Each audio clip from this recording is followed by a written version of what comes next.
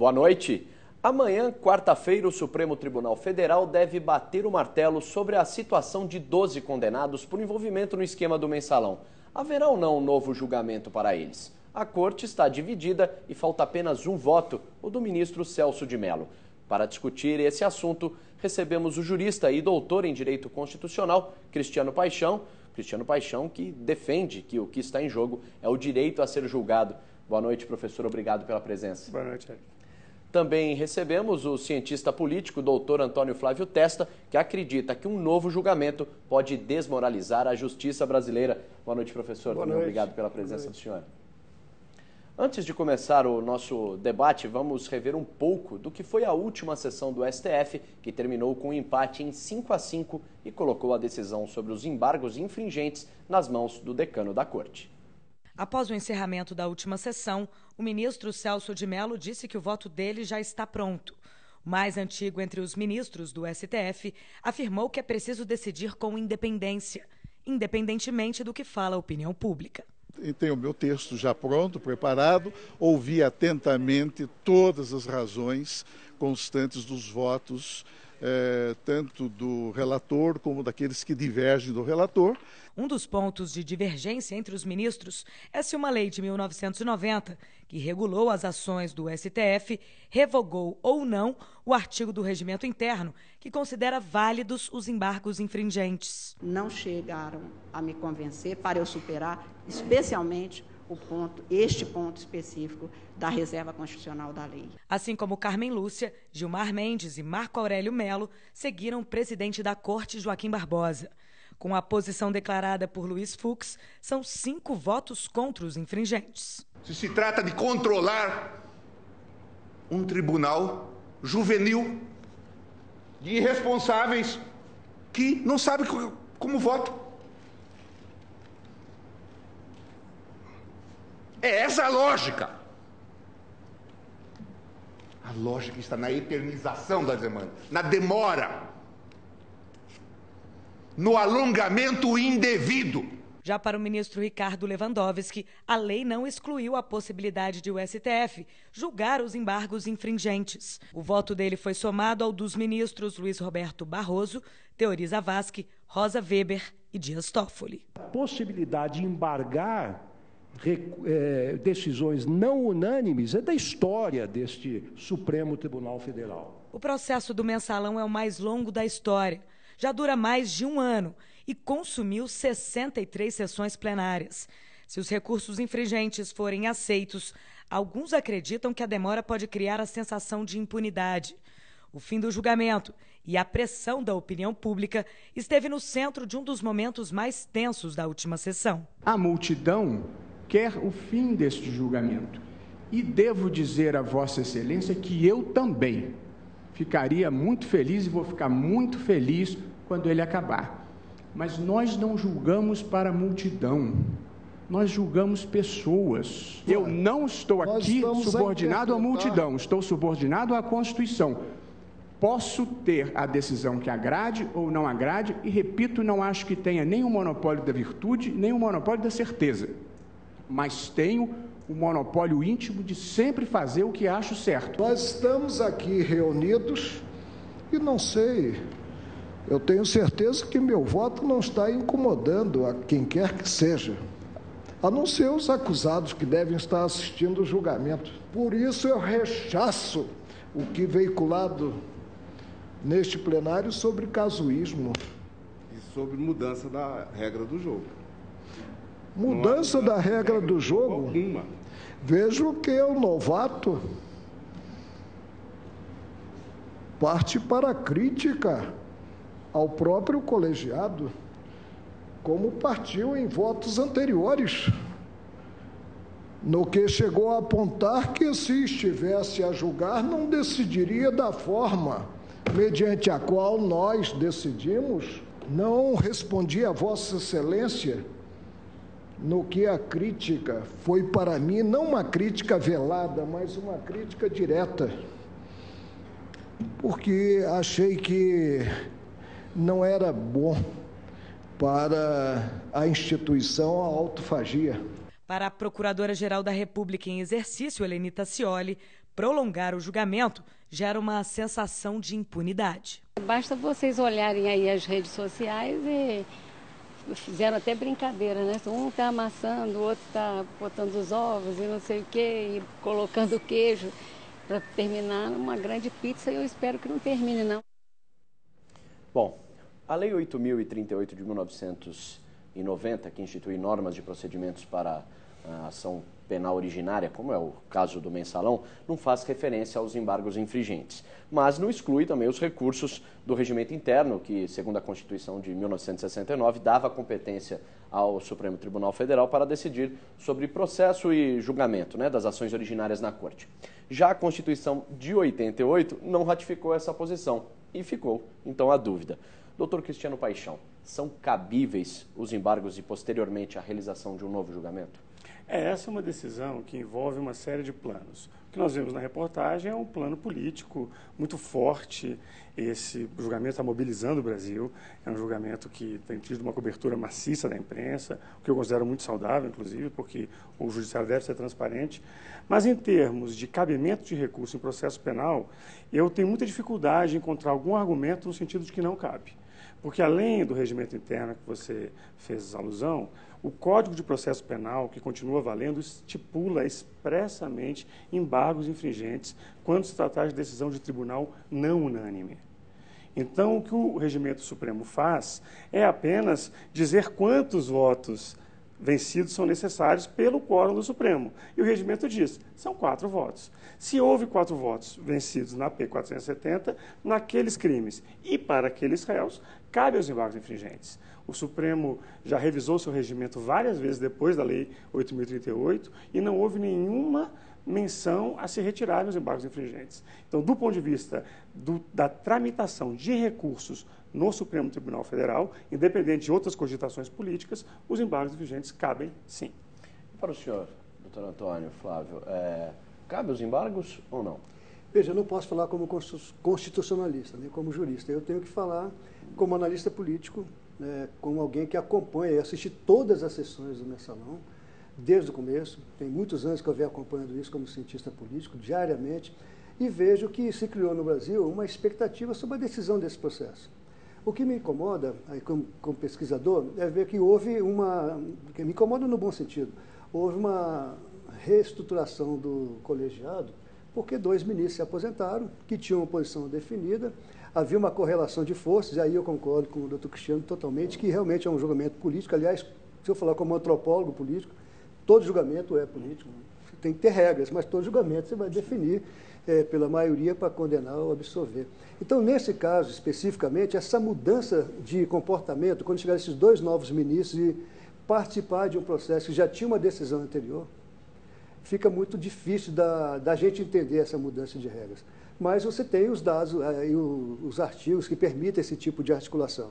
E nós sabemos que é uma movimentação muito bem feita pelos advogados, que demonstraram sua competência nesse processo, mas do ponto de vista do resultado, a população já não acredita muito na justiça. Se você comparar o que está sendo feito em relação aos mensaleiros e aquilo que é feito por uma pessoa que furta alimento, que deixa de pagar a pensão alimentícia e a aplicação da justiça no Brasil, a gente vê a injustiça absurda, nesses 2 pesos, 2 medidas.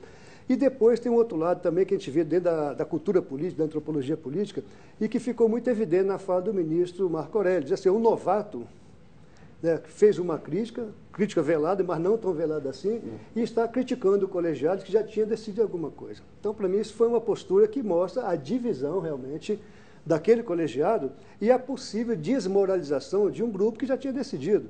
Então, veja, eu acho que o ministro Sérgio Mello está naquela escolha de Sofia, porque ele tem decisões dos 2 lados. Vamos ver como é que será decidido. Mas eu não creio que fosse interessante você mudar as regras desse julgamento nesse momento. E por falar no ministro Celso de Mello, alguns acreditam que ele deve se posicionar a favor de um novo julgamento. Isso porque, numa das sessões do julgamento mensalão, no início de agosto do ano passado, ele rejeitou a tese de enviar o processo para instâncias inferiores, justamente por acreditar que os réus, na época, no caso, teriam direito aos embargos infringentes, teriam direito ali aos últimos recursos possíveis da Justiça, no caso, no STF. Mas ele disse em entrevistas no fim de semana que acolher o recurso não significa que vá se acolher o mérito, ou absolver, ou reduzir a pena. Como os senhores avaliam essa declaração, levando-se em conta o histórico do ministro no julgamento? Isso é muito importante, frisar esse aspecto, ele tem toda a razão. A discussão que está em andamento agora é uma discussão técnica, ou seja, é possível um recurso contra essa decisão ou não? Não está em discussão se os mensaleiros são culpados ou não. Isso é um juízo de mérito. Agora, esse julgamento ele se tornou muito politizado, e a razão disso é que virou um pouco do jogo do ganha e perde. Então virou um pouco a cobertura, especialmente da imprensa escrita, tem as revistas semanais, os jornais diários, tem insistido, perigo, pode ser que venha aí um perdão para todos. Não, um ministro pode votar pelo acolhimento dos embargos no sentido técnico, cabem, mas pode manter todas as condenações. E é muito importante frisar que não são todos os crimes, nem todos os réus que vão ser reanalisados. São réus que tiveram 4 votos vencidos em alguns crimes. Então, a punição já está garantida para praticamente todos. A questão é o tamanho da punição. Isso é interessante, né? O doutor Cristiano colocou com muita clareza isso, mas como é um julgamento politizado ao extremo, porque há uma divisão, né, bastante significativa, a gente vê as falas, os votos do ministro Lewandowski, começando com a leitura de um voto anterior do ministro Celso Mello, mas também do ministro Gilmar Mendes, reforçando também um julgamento do próprio ministro. E quando voltaram às sessões depois do recesso, é bom não esquecermos também da abertura que o pronunciamento que o ministro Celso Mello fez em defesa da Suprema Corte, porque havia no Brasil aquela expectativa de perdão. Veja, então o que eu imagino é que serão apenas 11 que terão possibilidade, se for acatado o voto dos embargos, que terão a possibilidade de ser revista a sua pena. Já são condenados, não tem a menor dúvida, já estão condenados. Mas crimes poderão ser prescritos, né? Faixa etária poderão tornar as pessoas também liberadas, pode ocorrer. E os principais beneficiários são os petistas. E é isso que cria no Brasil essa divisão que leva à suposta impunidade por um processo que pode se arrastar muito tempo. É possível, inclusive, que se esse processo se delongar mais um ano, quem mais perde com isso não seja o próprio governo, né? É a própria justiça que pode cair mais descrédito ainda, porque isso será politizado e partidarizado nas próximas eleições, até porque virá o mensalão mineiro, que não pode ser comparado com o mensalão federal. Não é uma corrupção no Estado importante da federação, que já tem mais de 15 anos isso, e que sai da agenda política. Então, o que o Brasil espera nesse momento é que haja uma decisão, mas uma decisão definitiva, porque tem que ser passada essa página da história brasileira e começar um novo processo. Aí eu acho que Só para a gente simplificar, que o mensalão mineiro ocorreu no governo Tucano, do Azeredo, em 1998. Ele era, depois disso já foi senador, agora é deputado, então já passou muito. Mas está lá no STF ainda esperando o julgamento, aguarda 10 anos, se eu não me engano, então, chegou lá e aguarda o julgamento. Como é que fica? Será que a Justiça, a Suprema Corte brasileira vai ficar o tempo todo só estudando mensalões? Você vê as falas dos ministros dizendo que as suas mesas estão abarrotadas de processo. O Brasil tem pressa, né? E a Justiça também tem que resolver isso. Então, toda essa articulação política e o jogo também jurídico e institucional brasileiro leva a esse tipo de movimentação. E é muito bem ordida. Quem estuda a história política brasileira, a formação da justiça no Brasil, viu que desde o primeiro momento você fez para beneficiar as elites. Essa estrutura recursiva, a postergação, esse jogo de empurra-empurra, nós vemos que isso aí só prejudica aqueles que não têm poder, nem financeiro, nem poder político. E é isso que tem que ser revisto no Brasil. Não, o Poder Judiciário, ele vai ser um microcosmo das nossas desigualdades. É evidente que um réu que tem mais poder econômico tem muito mais direito de defesa. Isso, como disse o professor, é algo centenário no Brasil. É verdade. Agora, um aspecto que eu gostaria de chamar a atenção que tem a ver com esse ponto, é o fato do possível desgaste do Supremo, que eu acho que vai ocorrer, exatamente porque que nós estamos julgando 36 réus e 3 têm mandato eletivo. Ou seja, é um julgamento anômalo, é um julgamento que toma... Eu li um artigo muito bem feito do jovem professor Jorge Galvão, em que ele fala, somadas todas as sessões deliberativas utilizadas, vai equivaler a 1 ano de trabalho do Supremo Tribunal Federal. O Supremo é um tribunal que tem funções importantíssimas no nosso ordenamento democrático. Ele é o guardião da Constituição. Aí tomou. Você acha que deveria ter sido desmembrado? Mas é evidente. Nós vemos os créditos da reportagem que precedeu esse nosso debate, e os créditos mostram nomes de pessoas que nunca foram parlamentares. Essa pessoa, pense da perspectiva dessa pessoa, que eu não conheço nenhum, não tenho ligação com nenhum, mas pense numa pessoa individualmente considerada. Ela vai ser julgada apenas uma vez por um colegiado que não tem nada a ver com a história dela. Professor, ou seja, isso significou, a meu ver, uma decisão muito condenável e que vai trazer esse desgaste, sim. Sem dúvida alguma. Mas, de novo, nós caímos, com o brilho que o professor coloca, nos detalhes, nas artimanhas dos códigos, dos artifícios. Porque, veja, mesmo esse cidadão, que eu sei do que você está falando, são vários. São vários. Que pediram para desmembrar o processo lá no começo, mas isso faz 10 anos. Então, ele só teve uma instância para recorrer, mas nessa instância ele teve uma década de defesa, com os melhores advogados do Brasil, com os melhores e com os mais bem pagos, não cumpriu o ritual. Mas dizer que eles não tiveram acesso à ampla defesa, que não tiveram acesso, isso é redundante. Não cumprimos o ritual jurídico. Concordo plenamente com o senhor. Os votos vencidos, o que eles dizem? Desculpe, professor, mas um aspecto importante, que a Convenção de São José da Costa Rica, que é um pacto de direitos humanos do sistema interamericano, ele consagra o duplo grau de jurisdição. A ideia é que alguém pode ter o seu julgamento revisto. Essa é a racionalidade que está por detrás da manifestação do ministro Celso de Mello que você fez referência. Sem isso, existe uma certa discussão. Eles vão ter um julgamento único. Porque se diz no jargão jurídico que o Supremo Tribunal Federal é o tribunal que tem a prerrogativa de errar por último. Aqui ele vai errar em primeiro e último, para quem acha que ele errou.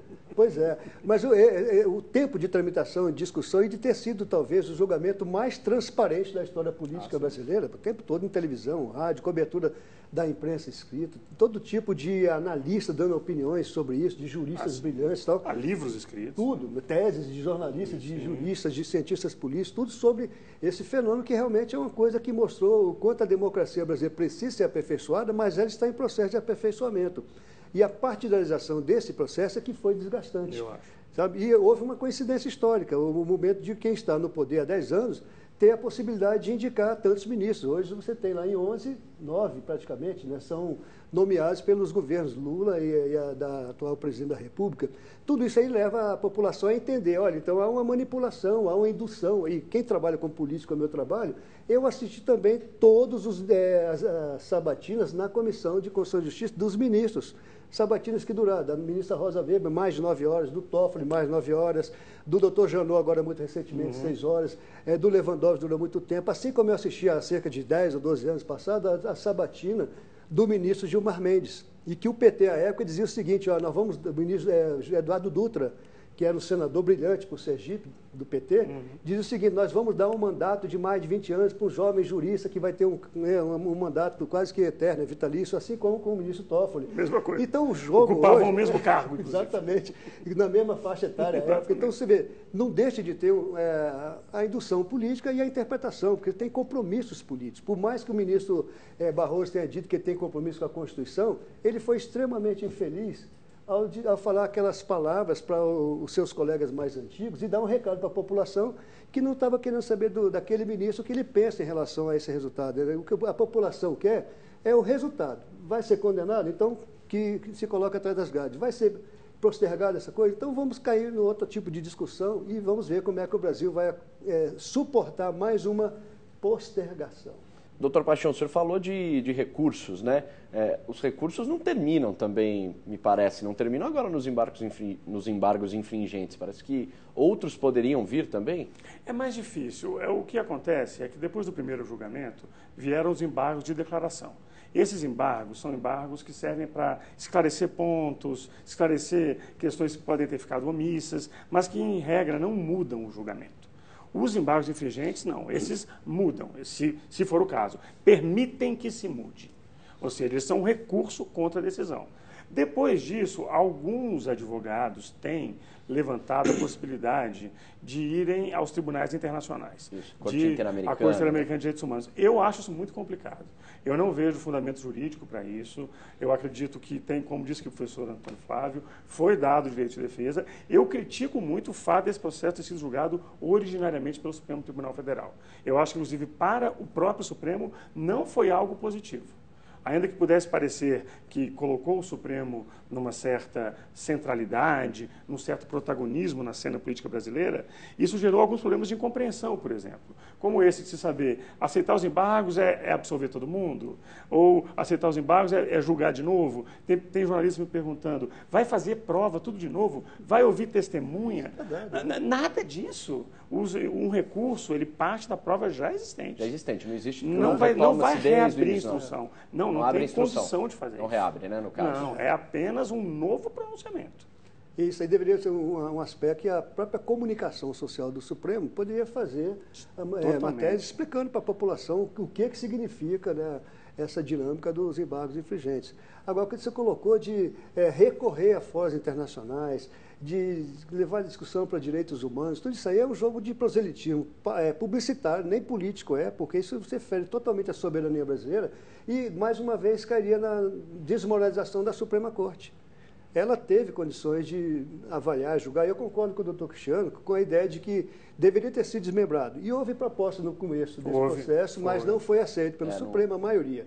E logo que houve o retorno das discussões, também um ilustre advogado de um dos réus propôs novamente a divisão junto com o ministro revisor, que também não passou, né? Então, me chama muita atenção, como analista desse processo, a fala, por exemplo, do ministro revisor, no seu voto recente, que ele, aliás, é um brilhante jurista, um ministro que tem uma ótima assessoria pelo jeito, e ele também tem uma cultura jurídica muito grande, mas dizer que os embargos infringentes vêm com a análise desse embargo, a catação, para poder rever se houve algum erro ou alguma perseguição a quem quer que seja.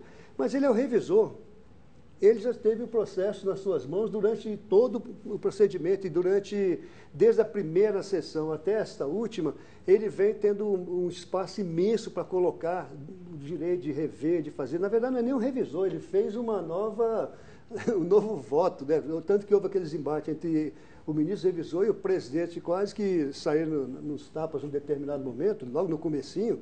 Então, eu não entendo bem por que eu entendo bem, melhor dizendo, esse é um jogo que leva cada vez mais a população a ficar, de novo, atônita, e se criou um espetáculo que, no meu modo de entender, exageraram, né, de deixar o voto do ministro Sérgio Mello para uma sessão exclusiva, criando uma expectativa de uma semana para a população brasileira. Falaram que era para pressionar ou não? Sabe, então, poderia ter sido feito mais rapidamente.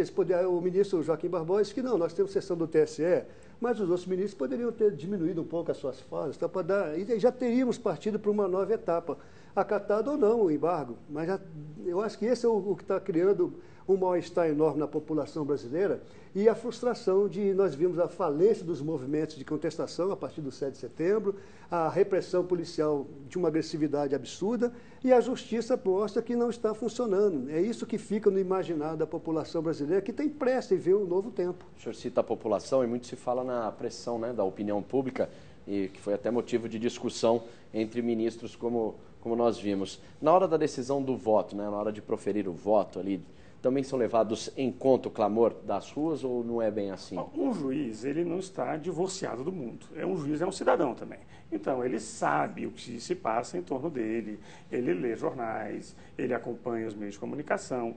Mas é uma garantia do direito o poder julgar com base nas leis. Havia um sociólogo muito importante do século XX, Luhmann, que dizia: a maior liberdade do juiz é poder julgar apenas com base nas leis. E não com base em sentimentos morais, e não com base em determinados ideais de justiça. Agora, esse processo, ele tem uma tramitação muito diferente da dos outros processos. Porque é um processo que a população segue com essa lógica do ganha-perde, com essa lógica do vai ser impunidade ou vai ser punição. E a minha interpretação é que o tempo do direito não é igual ao tempo da política. O tempo do direito, por definição, é um tempo mais lento, não no sentido de ser mais moroso, que não deve ser, mas os fatos ocorrem com um maior espaçamento de tempo. E o tempo da política é o tempo do acontecimento. É o tempo do evento, é o tempo da discussão pública. Quando se misturam esses dois tempos, o resultado é um pouco a falta de esclarecimento da população.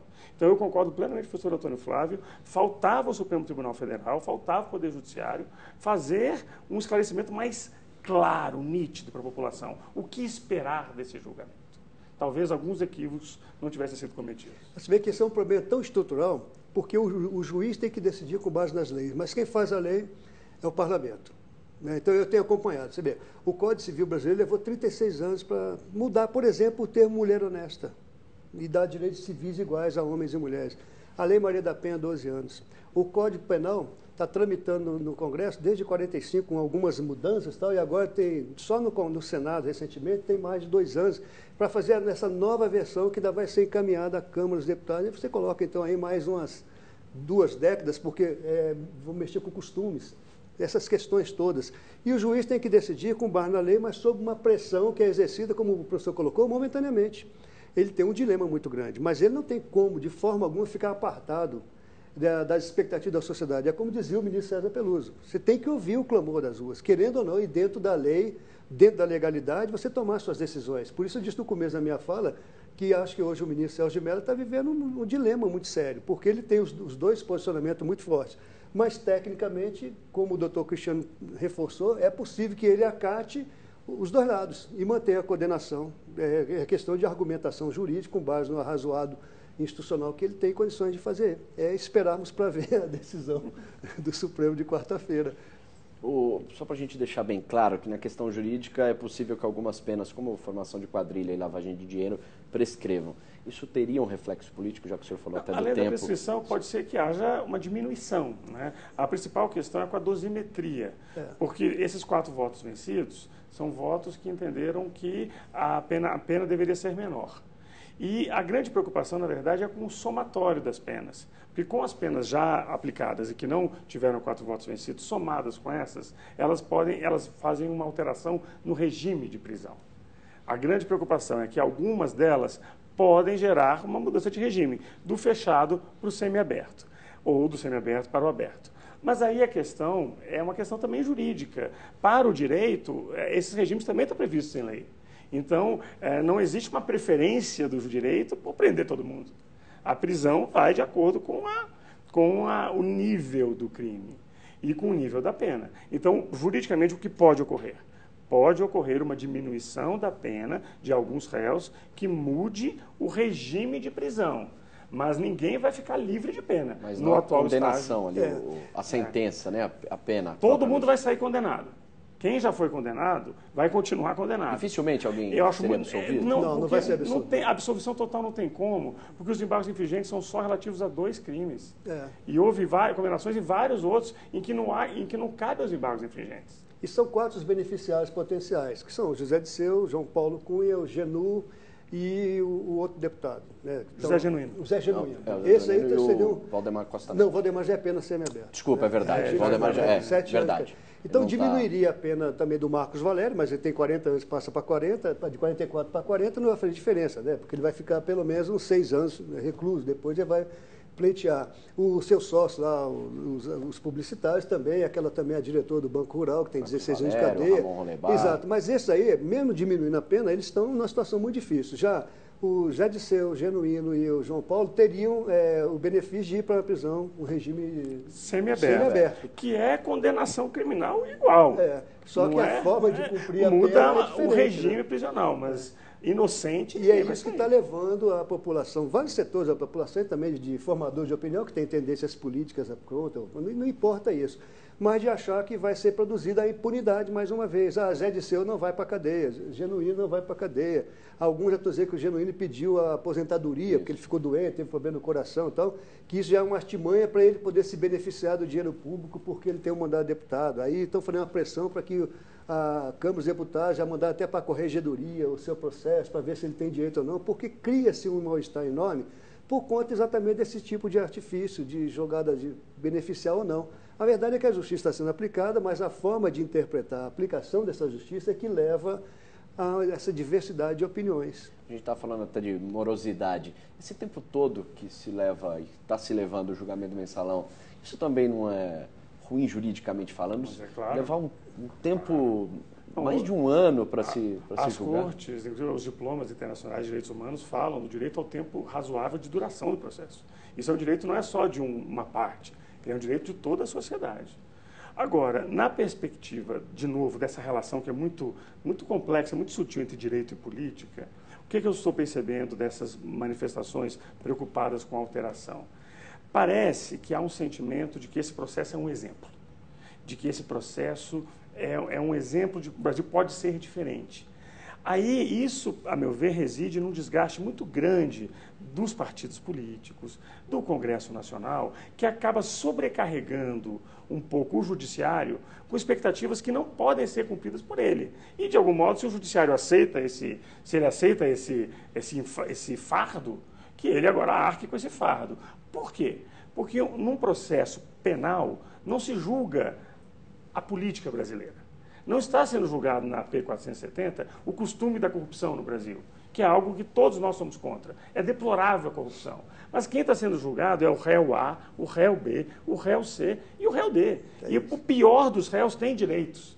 O que mata os pais, o que mata os filhos, ele tem direito a um julgamento. E pelo que ele é e pelo que ele fez. Não por toda a história política brasileira. Essa distinção ela teria que ser feita também, a meu ver. Porque nós não vamos encontrar ninguém favorável à corrupção. Mas, ao mesmo tempo, nós não vamos encontrar muitas pessoas dispostas a linchar as pessoas em praça pública. Então, tem que ter um pouco essa medida. Até muitos corruptos são contra a corrupção. Sim, exato. Tem discursos, tem discursos. Né? Mas é interessante que o doutor ressaltou novamente, porque você vê, de novo, o Supremo foi obrigado, durante toda a história do Supremo, ele nunca julgou políticos.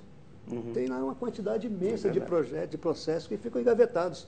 E eu me lembro quando começou o julgamento do mensalão, numa determinada sessão, o ministro João Mar Mendes dizia o seguinte: olha, é lenda urbana, né, dizer que o Supremo nunca condenou ninguém, nunca julgou porque não chegou até aqui, ou seja, já chegou assim, nunca veio à sua mesa, nunca teve porque a força política.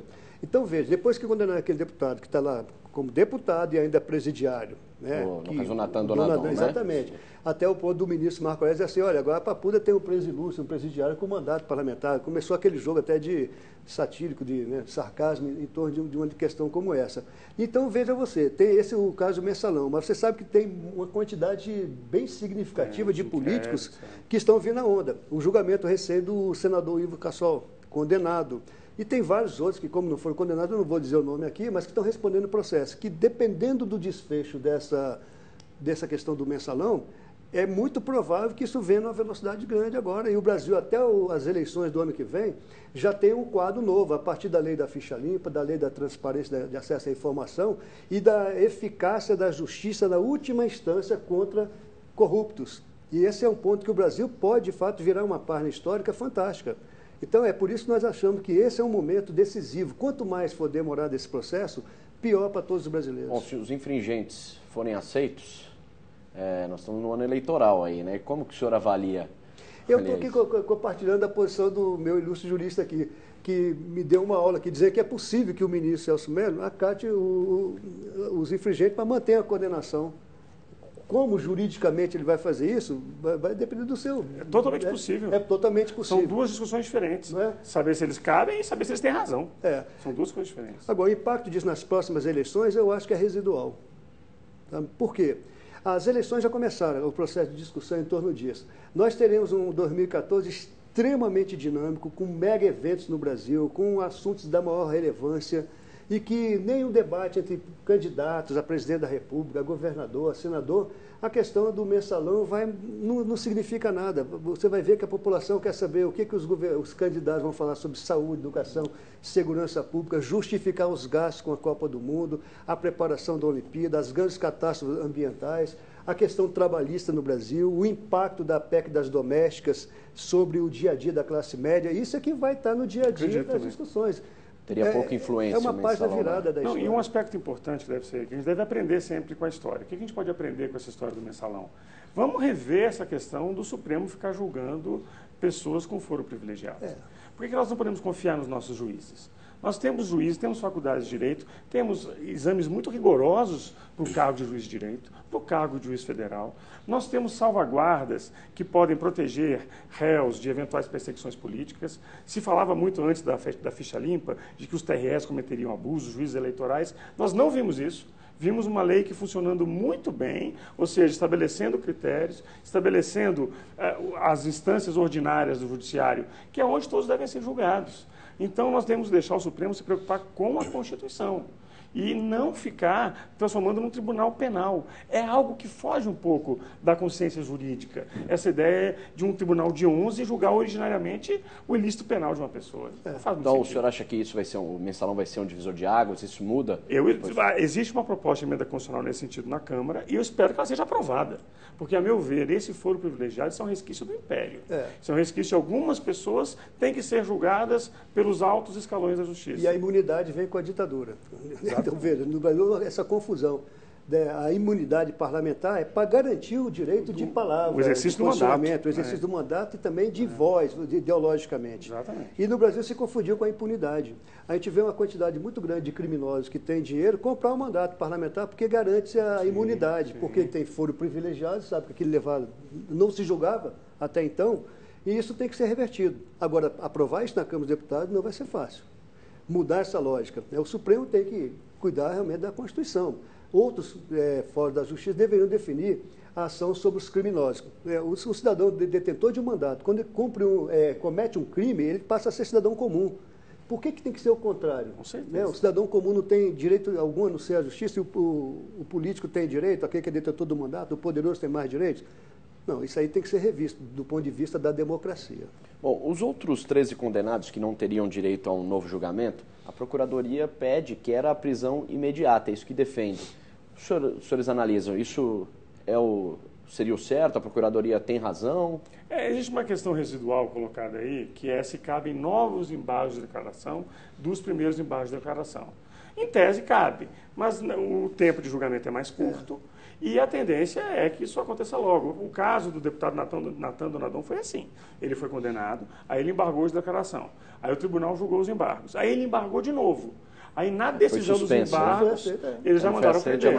Então, eu acredito que, para esses aí, o cárcere está próximo. Como o ministro falou, publica-se o acordo e emite. Aí é uma questão de execução. Aí é a Polícia Federal que vai cuidar dessa... Não teria que esperar nada, nem, por exemplo, agora a definição dos embargos? Não, porque são crimes diferentes. E por que, então, que eles... Politicamente, eu não creio que eles vão fazer isso. Até porque configuraria, mais uma vez, um tratamento diferenciado. Mas ainda, de qualquer maneira, ainda não publicou o acordo dos primeiros embargos. Então, quando esses forem publicados, é que aí que vai se iniciar o prazo. Já não poderiam ter publicado?